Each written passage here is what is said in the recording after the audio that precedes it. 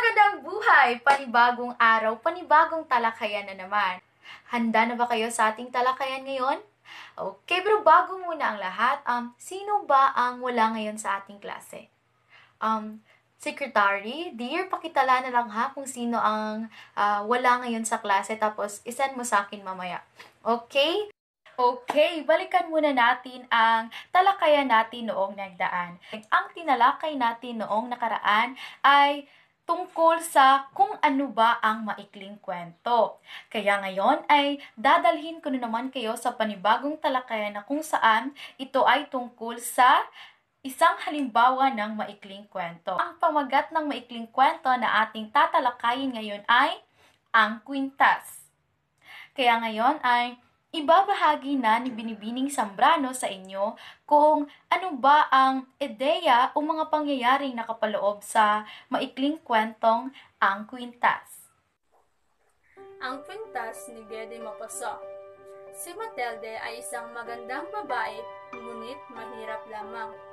Isang gabi, ang kanyang asawa na si Ginoong Loisel ay dumating na may dalang sobre na naglalaman ng paanyaya sa isang kasiyahan mula sa Ministro ng Instruksyong Pampubliko. Ngunit, nagdabog at bumulong si Matilde sa kung ano ang kanyang gagawin dito. Humingi siya ng pera para bumili ng bagong bestida upang gagamitin sa dadaluhang pagtitipon. 400 prangko ang kanyang hiningi kaya si Ginoong Loisel ay natigilan. Pero sa huli, binigyan niya ito ng pera para makabili ng bagong bestida. Pero hindi na kontento si Matilde na wala siyang hiyas na suot, kaya nanghiram siya sa kanyang kaibigan. Si Matilde ay pinahiram ng isang kwintas. Nang sumapit ang araw, ay nahigitan ni Matilde ang lahat ng babae sa ganda, rangya at kahali-halina. Kung kaya, siya ay napakaligaya sa gabing iyon. Nang matapos ang kasiyahan ay umuwi ang mag-asawa. Nang lumapit sa salamin si Matilde, ay laking gulat niya nang nawala ang kanyang kwintas na suot. Hinanap nila ang kwintas ngunit hindi na nila ito nakita.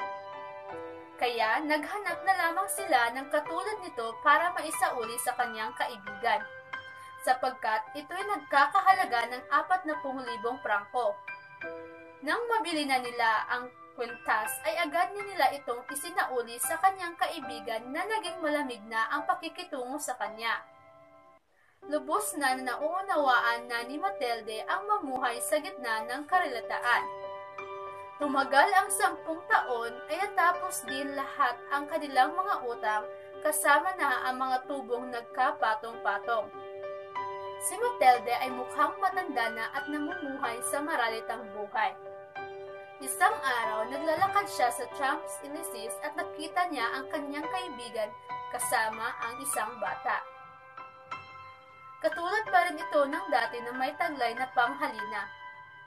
Binati ito ni Matilde ngunit hindi siya napansin dahil sa malaking pagbabago ng kanyang itsura. Sinisi ni Matilde sa kanyang kaibigan ang nangyari sa kanila. Sinabi niya na ang pagkawala ng kwintas, ang pagbili ng bagong kwintas ang naging sanhi ng kanilang kahirapang pinagdaraanan. Ngunit sinabi ng kanyang kaibigan na ang kwintas na kanyang ipinahiram ni Matilde ay isang imitasyon lamang at hindi totoong kwintas. Ang pinakamataas na maihahalaga nito ay nasa 500 prangko lamang. Nang malaman ito ni Matilde ay para siyang pinagsukluban ng langit at lupa. Umuwi si Matilde sa kanilang bahay at sinabihan niya ang kanyang asawa.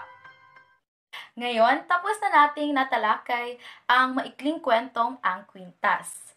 Pero bago muna natin tapusin ang klase natin ngayon ay may pabaon ako sa inyong isang gawain. Napakasimple lamang ng inyong gagawin. Magkakaroon tayo ng isang pangkatang debate ukol sa tinalakay nating maikling kwento at tatawagin natin itong opinyon mo, ipaglaban mo. Hahatiin ko kayo sa 2 pangkat. Ang unang pangkat ay ididepensa ninyo na ang tao ay dapat matutong makontento. At ang ikalawang pangkat naman ay ididepensa ninyo na ang tao ay hindi matutong makontento.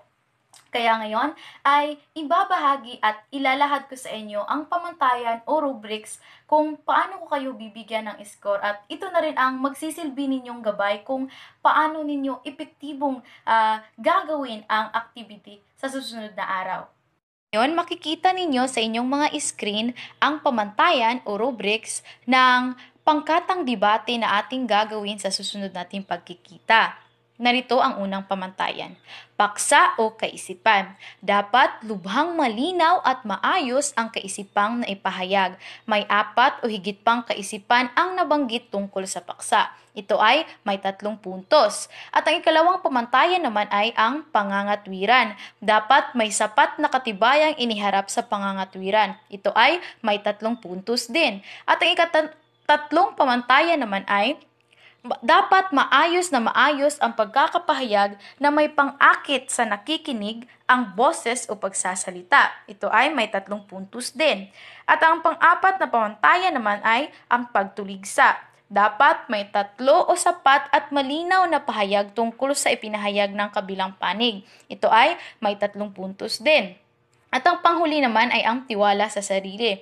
Dapat lubusang naipahayag ng malinaw at naipabatid ang katanggap-tanggap na layunin ng panig. Ito ay may 3 puntos din. Ang kabuuang puntos ay 15. Pero huwag kayong mag-alala dahil isisend ko ito sa ating Google Classroom ang kopya ng pamantayan o rubrics na ito upang inyong mabasa ng masinsinan. Okay? May mga katanungan pa ba? Naintindihan lang ba ang gagawin sa susunod nating pagkikita? Okay, sa tingin ko'y wala na. At kung meron man, huwag mahiyang mag-chat sa GC o mag-PM sa akin, ha? Okay? Okay, dahil dyan, dito na nagtatapos ang ating talakayan sa araw na ito. Maraming salamat sa inyong pagdalo, class, at hanggang sa muli, paalam! Magandang araw sa lahat! Ako na naman ang inyong lingkod, si Binibining Joyce Monterola, ang nag-iisa at walang kapares ninyong guro sa Filipino. Ikinagagalak ko na makita ko na naman kayong muli. Kumusta kayo? Naway, okay lang ang lahat dahil ngayong araw na ito ay mangyayari ang pangkatang debate ukol sa aral na nakuha ninyo sa pinabasa kong maikling kwento na pinamagatang Ang Kwintas, na isang gawain na ibinigay ko sa inyo noong nakaraang pagkikita natin, di ba? Na siya naman ngayong magbibigay sa atin ng panibagong butil ng kaalaman na magagamit natin sa totoong buhay. Pero bago muna ang lahat, sino ba ngayon ang wala sa klase? Okay, very good. Kumpleto tayong lahat sa araw na ito. Pero bago muna natin formal na simulan ang ating klase ngayon, ay hihingi muna tayo ng gabay sa ating puong may kapal sa pamamagitan ng isang panalangin. Binibining Michelle, maaari mo bang pangunahan ang ating panalangin sa umagang ito? Ating panalangin, sa ngalan ng Ama, ng Anak, ng Espiritu Santo. Amen. Panginoong Diyos, unang-unay, maraming salamat po sa biyayang ipinagkaloob ninyo sa amin. Kami po ay nagpapasalamat sa inyong ibinigay na pagkakataon upang kami ngayon ay muling matuto. Hinihiling po namin sa araw na ito na kami ay inyo pong bigyan ng isang bukas na isip at puso upang maisabuhay ang mga itinuturo ng aming guro sa amin. At naway maunawaan namin ang mga aralin na makatutulong sa bawat isa sa pagtatagumpay sa aming buhay. Amen. Sa ngalan ng Ama, ng Anak, ng Espiritu Santo. Amen. Okay, sa puntong ito ay atin nang matutunghayan ang inihandang debate ng magkabilang panig na kung saan ang unang pangkat ay ididepensa nila na ang tao ay dapat makontento. Sa ikalawang pangkat naman o kabilang panig ay ididepensa nila na ang tao ay hindi makontento. Okay, handa na ba ang lahat? Okay, talagang handa na ang lahat dahil dyan, simulan na ang laban. Magandang umaga sa lahat. Ang aming paksang nakuha ay ang matutong makontento. Ang aking mga miyembro ay sina Sheena Paghasian at Alona Quilido.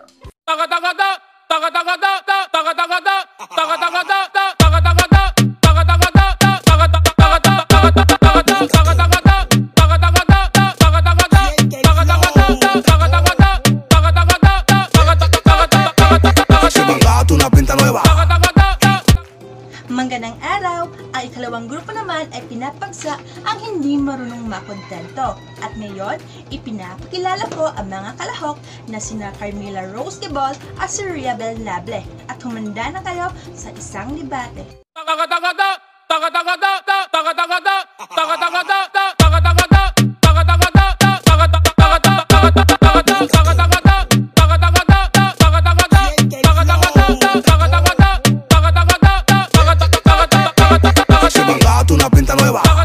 Ningminya versus Chris Brown aka Chrissy.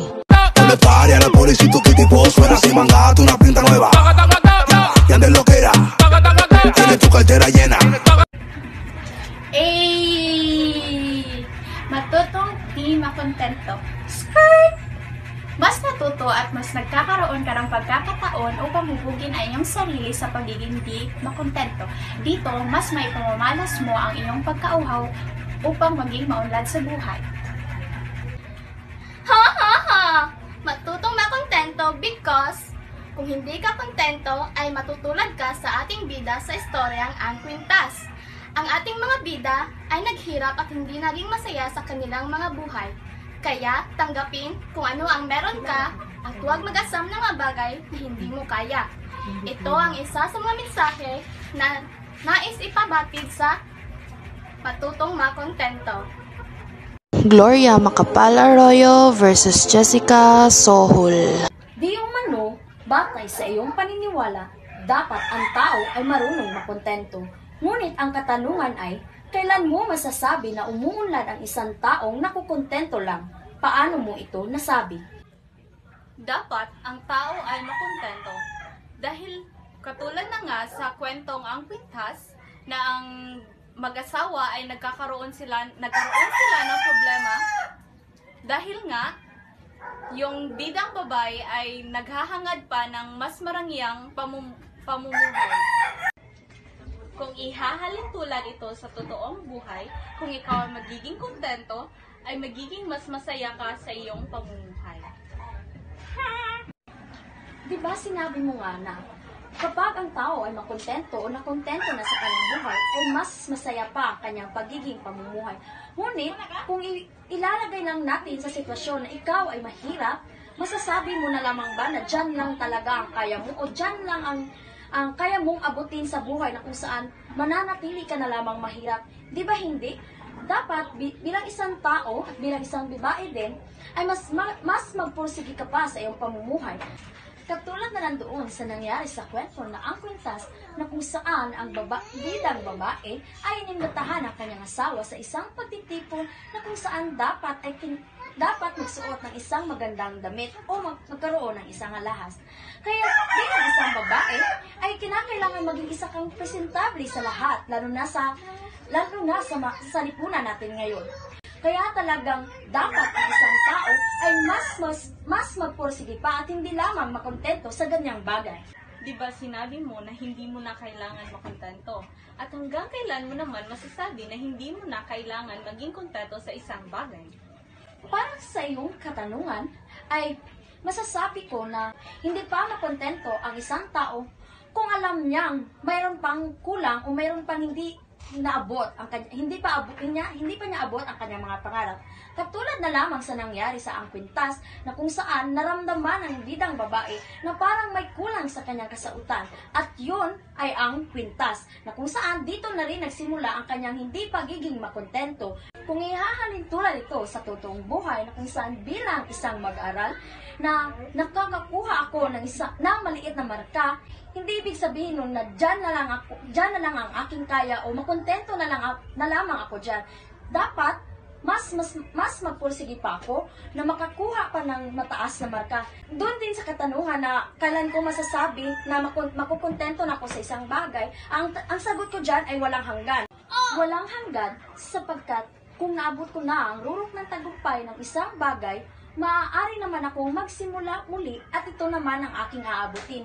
Dahil naniniwala ako na ang pagkatuto ay walang hanggan. Wow! Napakagaling! Napakahusay! Grabe ang naganap na bakbakan sa dalawang panig. Napakainit ng labanan, di ba? At dahil dyan, bigyan natin sila ng isang masigabong virtual na palakpak. Okay, sa kabuuan, may mga tao talagang marunong makontento sa buhay at may mga tao din naman na hindi talaga marunong makontento sa totoong buhay. Kaya, dito na nagtatapos ang ating talakayan. Hanggang sa muli, paalam!